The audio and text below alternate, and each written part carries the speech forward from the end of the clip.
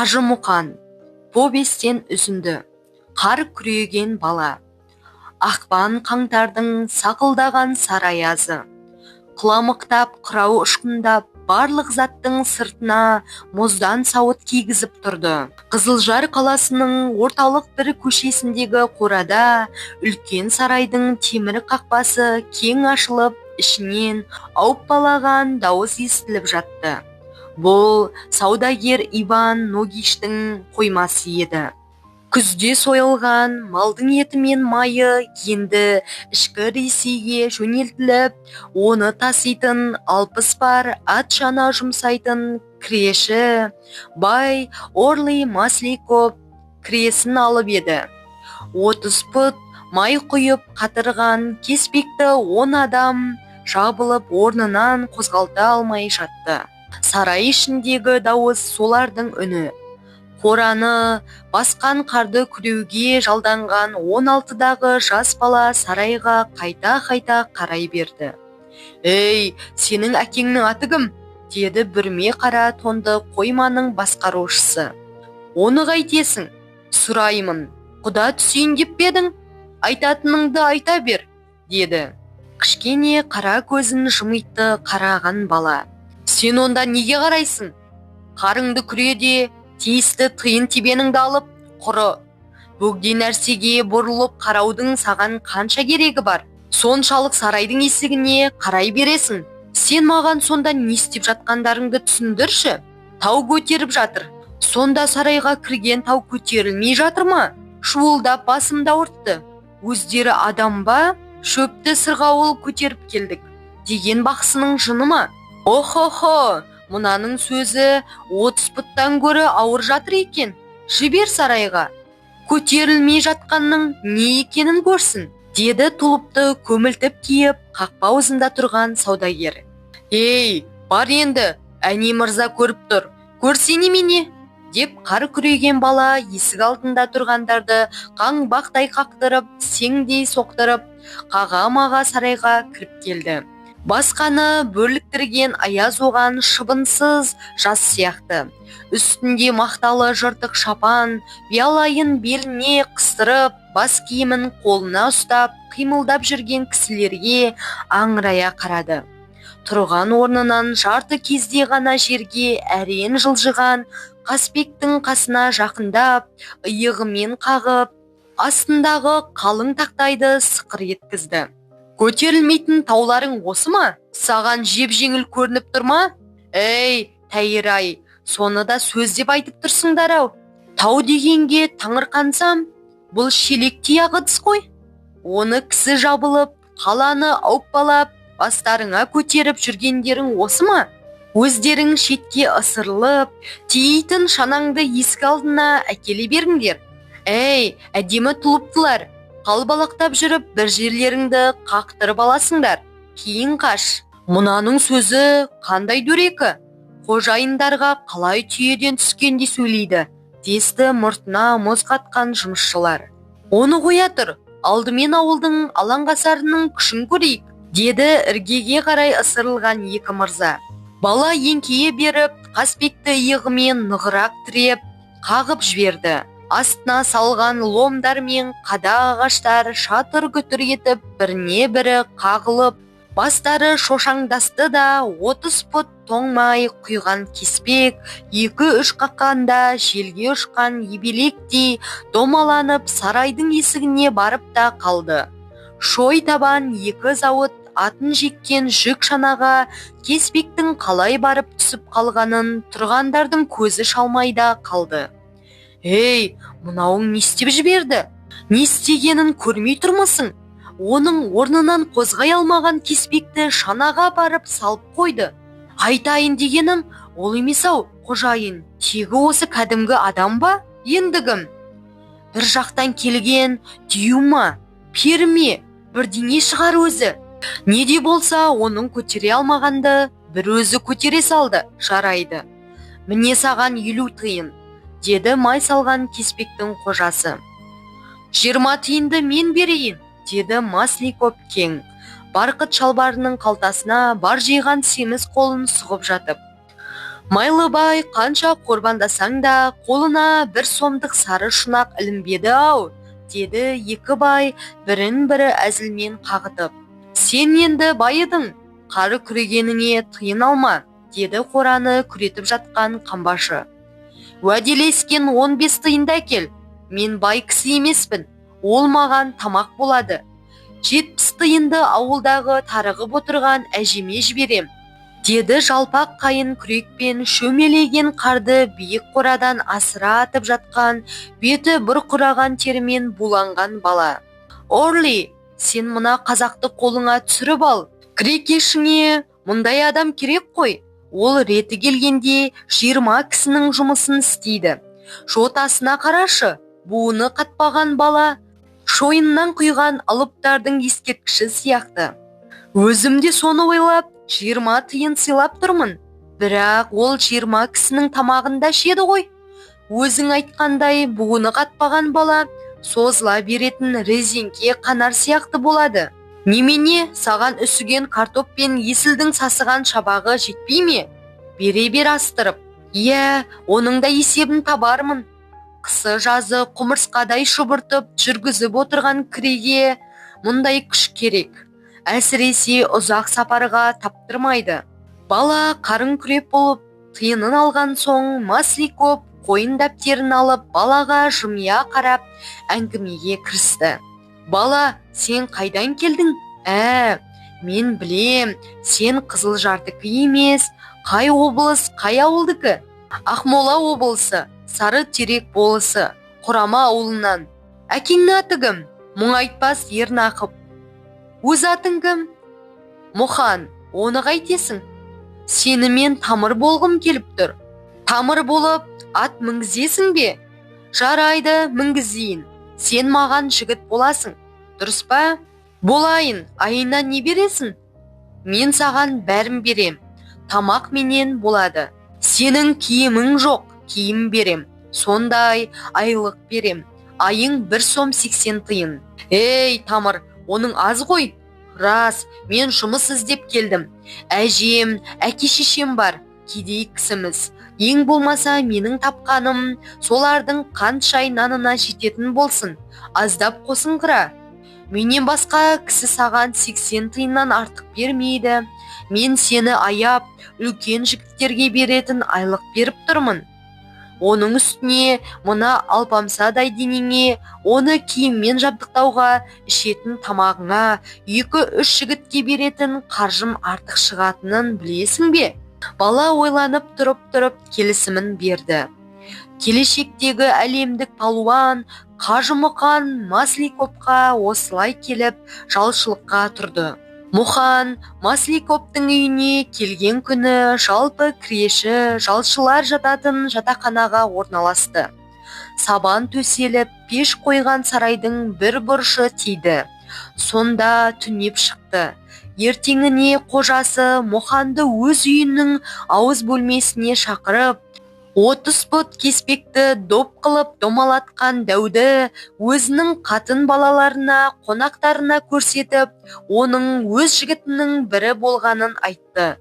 Күшті баланы айнала қарасып, бойын аршындап, салмағын өлшеп, Масликоптың кереметтей етіп айтқанына сенбеді. Бұл қалай 30 пұт көтереді?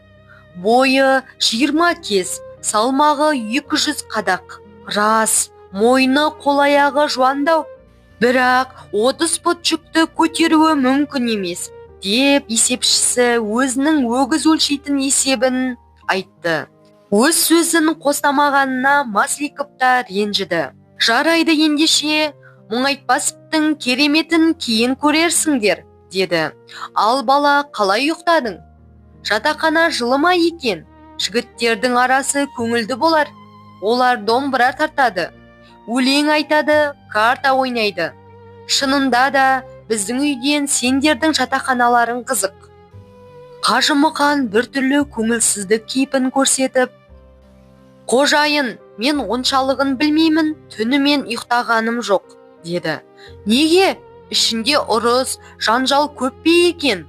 Жанжалдаса 4-5 жиылып 30 пұт болмайды. Лақтырмайсың ба шетінен? Жоқ, Айта көрмеңіз, әжем ұрысқан жаман болады деген. Менің төбелес жанжалға жаным қас. Енді неге ұйықтай алмадың? Ұйықтай алмағаным, төсеген сабанның арасында тышқан бар екен. Олардың шиқылдаған дауысын естісем, зәрем кетеді. Масликовтың үй іші өзі қосылып, қарқылдап, көздерінен жас аққанша күлді. Оның қорқатыны жататын жердегі тышқан екенін енді ұққан қожайын ойлана қарап, сөздің соңында күлген жоқ. Міне, 30 пұт көтерген палуан, тышқаннан басқа неден қорқасың? Онан басқа еш нәрседен қорықпаймын. Қасқырдан ше? Ой тәйірі, қасқыр, аю, қабан дегендер ит емес пе? Иттен кісі қорқа ма? Тек мына адам жататын жерде тышқанның шиқылдағаны жаман. Мұханды ас үйінің ауыз бөлмесіне жататын етті де өзіне 2 ат, 1 шана беріп, отын әкеліп тұру жұмысын тапсырды. Жаяу сүйреген шана. Сағаттың тіліндей айналған күн өте берді. Мұханның қарағайды қамыстай қаусытып, қолымен тартып құлатқаны, талай ауыр жүкті жалғыз тиегені аңыз болып айтылып жүрді. Челябинск, Қазан, Упа, Самараға бірнеше рет барып та қайтты. Бойы өсіп, буыны қатая түсіп, 18-дегі жігіт болды. Қыс ортасы ауып, ақпанның ішінде үсті-үстіне төпеп қар жауып, Қызылжар айрықша суытты. Масликовтың үйіне отында шөп те шақ келмеді. Ауыр жұмыс қайда болса, Мұханды сонда жұмсау әдетке айналды.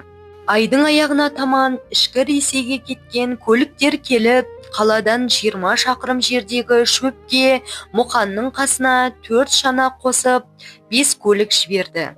Масликовтың үй ішіне Мұханның ауыр мінез, тіл алғыш, тәртіптілігі қатты ұнаған еді. Ол қандай жұмыс тапсырылса да орындап келуіне әбден сенді. Сондықтан Митка, оны Масликовтың үй іші Мұхан деуді қиын көріп, Митка деп атап кетті. Мүмкіндігің болғанша шөпті тез жеткізуге тырыс. Басқаларға қарамай, шөбіңді алдымен тиеп ал да келе бер. Жолдан келген аттар тілін тістеп аш тұр, деді қожасы. Жарайды, деді тіл алғыш Мұхан.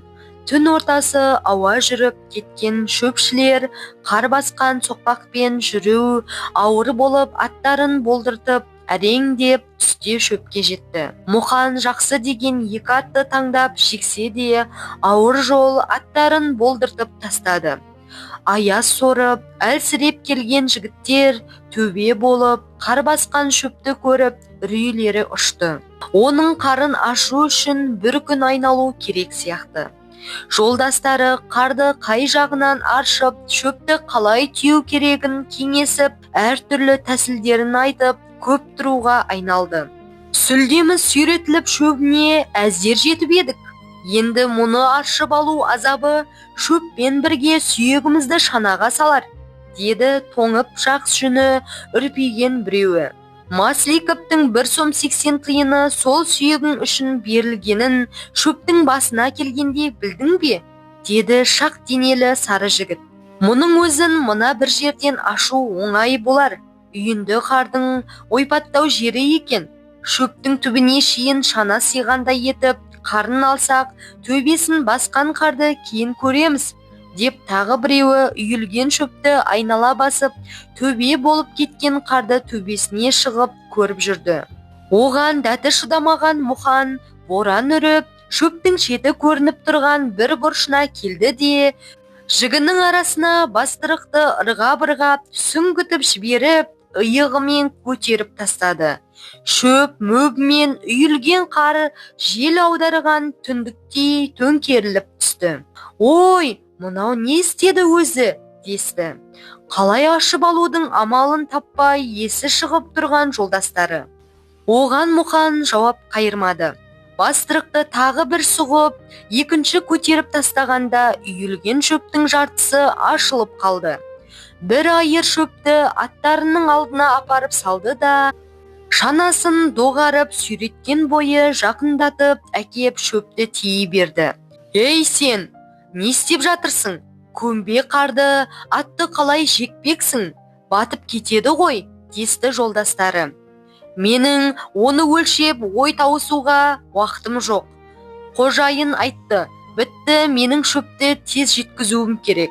Осыдан басқа маған түктің керегі жоқ. Мына күртік қар атты көтере алмайды, деп тұрмыз ғой. Атты көтермесе мені көтереді. Менің атқа шейін сүйреп баруға мұршам келеді ғой, деп тұрмын. Соны қойшы, нан жеп әл жинайық та, сонан кейін қалай тиеп алуды ойласармыз. Әйтеуір бала төбесін ашып, азапты жеңілдетті ғой, десті. Суынған бойларын жылытқалы беттерін уқалап, қолын қолына соғып жүгіріп жүрген жігіттер. Жолдастары нандарын жеп болғанша мұқан шөпті таудай қып, тиеп болып, бастырығын тартып, жетегінен ұстап, ит шанадай сүйретіп, аттарының қастарына апарып қойды да, ол да нанын жеді. Мұқан атын жегіп 7-8 шақырымдай шыққанда қарсы алдынан боран соға бастады. Үйе тиелген шөпке қарсы соққан қарлы жел шөп арасын көтеріп, өңменінен itергендей тіреп, аттың аяғын қия басқызбады. Аттардың жүргенінен тұрғаны көбейді. Күн батып, дүлей қараңғы түн басталды. Мұқан шананы сүйрелеп атқа көмектесті. Айыр шаншып, артынан да итеріп көрді. Шекеден аққан тері өңірене тамып, түйір-түйір мұз болып қатып жатты. Қалаға 7 шақырым қалғанда бір ат аяғын басуға мұршасы келмей 4 аяқтап тұрып алды. Ыза кернеген шөпші айырын шананың артына көмейлете шаншып қойды да, үрінді қарға көміліп тұрған шананы итеріп кеп жібергенде жүре алмай тұрған ортаға жеткен ат жетек сынып, бүктелген бойынан шананың астына шалқасынан түсті. Жанына жеккен ат қайырылып сыртқа шығып кетті. Мұқан шананы кейін итеріп, астындағы атты босатқанша ол өліп кеткен еді. Шөпші біраз демін алып отырды да, өлген аттың қолдауынан божыны 2 қабаттап өткізіп алып, кеудесін көтеріп, шөптің бастырығынан байлады да, басы көтеріліп салбырап тұрған бөксесін иығына салып тұрып, шананың үстіне лақтырып жіберді. Өзі бел көтергіш қайысты шанаға байлап, қалған атқа пар болып, шөпті сүйреп қаланың шетіне шейін алып келді. Қалаға кірген соң ол атта аяғын басудан қалды. Оны шананың артына байлай салып, өзі жүкті сүйрей берді. Ел тұрып, қорасының айналасын күлей бастағанда, адам сүйреткен дәу шана шөп бір атты үстіне салып, бір атты артына байлап, Масликовтың қорасына кірді. Бұл алып күштің кім екенін білу үшін Масликовтың қорасына келгенше топ-тобымен қала адамы шананың артынан ерген еді. Төбедей болып шөп үйілген шана қораға атсыз кіргенде, Масликовтың үй іші жалшы жігіттері үрейлене далаға шығысты. «Ойбай, ат қайда, иттің баласы!» деп шан дауысы шықты байдың. «Жоқ» деген аттың шананың үстінде, бір атың шөптің артында байлаулы. «Қожайын, далада қалған еш нәрсең жоқ», деді бала. Қожайын өлген атты көріп, «Шақырыңдар, городобойды, мына шошқаға акт жасасын», деді. 2 городобой келіп, «Сүйрет шананы, шөп атымен полицмейстерге алып барамыз», деді. Үсті басы термен боланып, әппақ қырау басқан Мұқан үстіндегі өлген атымен шананы сүйретіп, полицмейстердің қорасына кетті.